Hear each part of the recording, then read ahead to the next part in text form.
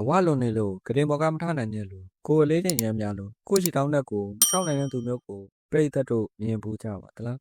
းအသက်12နှစ်မှာပဲသူ့ရဲ့ကိုယ်လေးချိန်ဟာပေါင်440ကနေ660ကြားကိုရောက်ရှိနေခဲ့ပြီးအသက်20မှာတော့ပေါင်1320ကျော်အထိလွန်သွားခဲ့ပါတယ်ကိုယ်လေးချိန်အလွန်များပြလို့ဂရင်ဘော်ကမထနိုင်တဲ့ဝါသောလူတွေအကြောင်းကိုပြောပြပေးသွားမှဖြစ်လို့ဗီဒီယိုလေးကိုဆုံးထိကြည့်ရှုပေးကြပါခင်ဗျာမန်နူရဲ့ဥရီပီသူက1965ခုနှစ်ဇွန်လ17ရက်နေ့မှာမက္ကဆီကိုမှာမွေးဖွားခဲ့ပြီးကလေးဘဝတုန်းကတော့သူဟာတာမန်ကလေးတယောက်လိုပါပဲဒါပေမဲ့အသက်20ကျော်ပြီးတဲ့နောက်မှာတော့သူ့ရဲ့ကိုယ်လေးချိန်ဟာအလျင်အမြန်တိုးလာခဲ့ပါတယ်အသက်20ကနေ22နှစ်အတွင်းမှာသူ့ရဲ့ကိုယ်လေးချိန်ဟာ1235ပေါင်အထိရောက်ရှိခဲ့ပါတယ်အဲဒီနောက်မကြခင်မှာပဲနောက်ထပ်16ပေါင်အထိတက်သွားခဲ့ပါတယ်သူ့ရဲ့ကိုယ်လေးချိန်ဟာအလွန်များပြားလွန်းလို့တခြားသူရဲ့အကူအညီမပါပဲကရင်ဘဝတောင်မထနိုင်တော့ပါဒါပေမဲ့သူ့ရဲ့ဘဝဆက်လက်ကတော့စိတ်ဝင်စားစရာကောင်းနေသေးပဲဖြစ်ပါတယ်ဒီလောက်တောင်ဝလွန်နေပေမဲ့2008ခုနှစ်မှာသူနဲ့အတူနေပြီးသူ့ကိုရှစ်တဲ့ကလော်ဒီယာဆော့တက်ဆိုတဲ့အမျိုးသမီးနဲ့လက်ထပ်ခဲ့ပါတယ်ဒါပေမဲ့ဒီအရှိကကြာရှည်မကန်ပဲ2010ခုနှစ်မှာပဲကွာရှင်းခဲ့ကြပါတယ်2006ခုနှစ်မှာသူ့ရဲ့ကိုယ်လေးချိန်1235ပေါင်ရှိနေချိန်မှာကမ္ဘာဝါဆုံးလူဖြစ်ကြီးညာခံခဲ့ရပြီးဂရင်းနဲ့စံချိန်စာအုပ်မှာသူ့နာမည်ကိုမှတ်တမ်းတင်ခဲ့ပါတယ်အဝလွန်နေတာကြောင့်သူကကိုယ်လေးချိန်ကိုလျှော့ချဖို့ကြိုးစားခဲ့ပါတယ်ပုံမှန်လေးချိန်ကလုပ်ပြီးဆရာဝန်တွေညွှန်ကြားတဲ့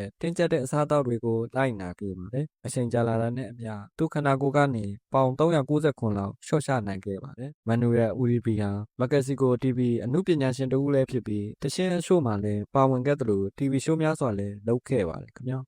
ဂျွန်ပက်ထရိုဖရမ်ကိုသူ့ကိုကမ္ဘာဝဆုံးလူဖြစ်သိခဲ့ကြပြီးသူ့ရဲ့ကိုယ်လေးချိန်က12ပေါင်ရှိခဲ့ပါတယ်2019ခုနှစ်မှာသူ့နာမည်ကို Green နဲ့ကမ္ဘာစံချိန်စာအုပ်မှာမှတ်တမ်းတင်ခဲ့ပါတယ်။သူ့ရဲ့မျိုးရိုးဗီဇအရှင်နဲ့အစားအသောက်အကျင့်ဆိုးတွေကြောင့်သူ့ရဲ့ကိုယ်လေးချိန်ဟာတိုးလာခဲ့ပါတယ်။အဝလုံယုံနေတာမကတိုင်းကျိုင်ဟော်မုန်းနဲ့ယောဂနဲ့စီးကျူယောဂပါခံစားခဲ့ရပါတယ်။သူကကတင်ဘော်ကနေထပြီးကိုယ်လေးချိန်လျှော့ချဖို့ပုံမှန်လေးချိန်ကလုပ်ခဲ့ပေမဲ့သူ့ဘဝမှာတိတ်ပြီးပြောင်းလဲမှုမရှိခဲ့ပါဘူး။ဒါကြောင့်2019ခုနှစ်မှာမက္ကဆီကိုကအထူးပြုကိုယ်လေးချိန်လျှော့ချရေးစေကန်းတစ်ခုကိုတက်ခဲ့ပါတယ်။အဲဒီမှာသူကတင့်လျော်တဲ့အစားအသောက်ကိုလိုက်နာပြီးနေ့စဉ်လေးချိန်ကလုပ်ခဲ့တာကြောင့်2019ခုနှစ်မှာသူ့ခန္ဓာကိုယ်ကနေပေါင်925လောက်လျှော့ချနိုင်ခဲ့ပါတယ်။ဒါပေမဲ့ကံမကောင်းစွာနဲ့ပဲ2020ပြည့်နှစ်ကိုဗစ်ကပ်ရောဂါကာလအတွင်းမှာကွယ်လွန်သွားခဲ့ပါတယ်။နော်။ Drew Stewart Drew ရဲ့အဝလွန်တဲ့ခန္ဓာကိုယ်ကအများကြီးကွဲပြားနေပါတယ်။ဘာလို့လဲဆိုတော့သူ့ရဲ့ခန္ဓာကိုယ်အစိတ်ပိုင်းများစုကတွဲကျနေလို့ပါ။ဒါပေမဲ့သူ့ရဲ့ခန္ဓာကိုယ်ကအမြဲတမ်းဒီလိုမျိုး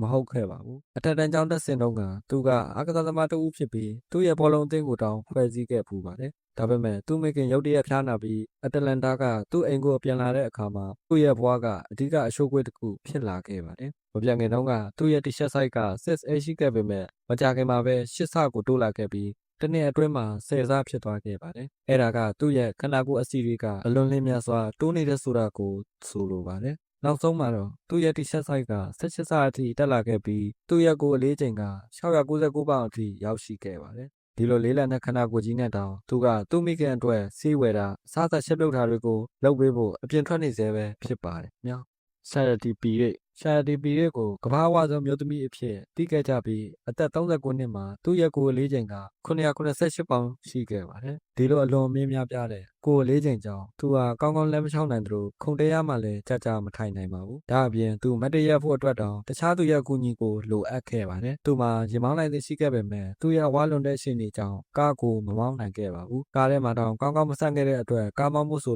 ာမဖြစ်နိုင်တော့ပါဘူး။ဒါပေမဲ့တကယ်စိတ်သက်ခွန်အားရှိတဲ့ Charity ကတော့ကိုယ်အလေးချိန်လျှော့ချဖို့အတွက်စိတ်သက်ခွန်အားအပြည့်ရှိခဲ့ပါတယ်။သူဆရာဝန်ရဲ့အကြံဉာဏ်အတိုင်းသူကပထမဆုံးသူ့ရဲ့အစားအသောက်ကိုပြောင်းလဲခဲ့ပါတယ်။ဆရာဝန်တွေနဲ့မတိုင်ပင်တော့ကသူကဘယ်တော့မှကျန်းမာရေးနဲ့ညီညွတ်တဲ့အစားအစာမစားဘဲဂျက်ဖူးတွေကိုအများနဲ့စားသုံးခဲ့တာကြောင့်သူ့ရဲ့ကိုယ်လေးချိန်ကတစ်နေ့တစ်ခြားတိုးလာနေခဲ့ပါတယ်။ဒါပေမဲ့ကျန်းမာရေးနဲ့ညီညွတ်တဲ့အစားအသောက်ကိုပြောင်းလဲပြီးတဲ့နောက်မှာတော့သူ့ရဲ့ကိုယ်လေးချိန်ကနောက်ဆုံးမှာတော့ကျဆင်းလာခဲ့ပြီးသူကလမ်းလျှောက်တာနဲ့လေ့ကျင့်ခန်းအရှို့ကိုလည်းစတင်လှုပ်ဆောင်ခဲ့ပါတယ်။ဂျာလန်နေနဲ့ဒီနေ့မှာတော့သူ့ရဲ့ကိုယ်လေးချိန်က289ပေါင်ပဲရှိပါတော့တယ်။အခုတော့သူကမပင်ပန်းပဲတက်တောင့်တက်တန်လမ်းလျှောက်နိုင်ပြီးသူ့ဘာသာသူတော့ကားကိုမောင်းနေနိုင်ပါမြောက်6မီလီဂရမ် ရှောင်းရက်ဘွားဟာအလွန်ရှုပ်ထွေးခဲ့ပါတယ်ဘာလို့လဲဆိုတော့သူကဝလွန်ယုံနေတာမကကျမ်းမာရေးပြဿနာများစွာလည်းရှိနေခဲ့လို့ပါအသက်ရှူရခက်ခဲတာနှလုံးပြဿနာတွေပါရှိခဲ့တဲ့အတွက်ကိုယ်အလေးချိန်ချောချဖို့ဆိုတာမဖြစ်နိုင်ခဲ့ပါဘူးတချိန်ကသူ့ရဲ့ကိုယ်အလေးချိန်ဟာပေါင်990ကျော်အထိရောက်ရှိခဲ့ဘူးပေမဲ့ပုံမှန်အားဖြင့်တော့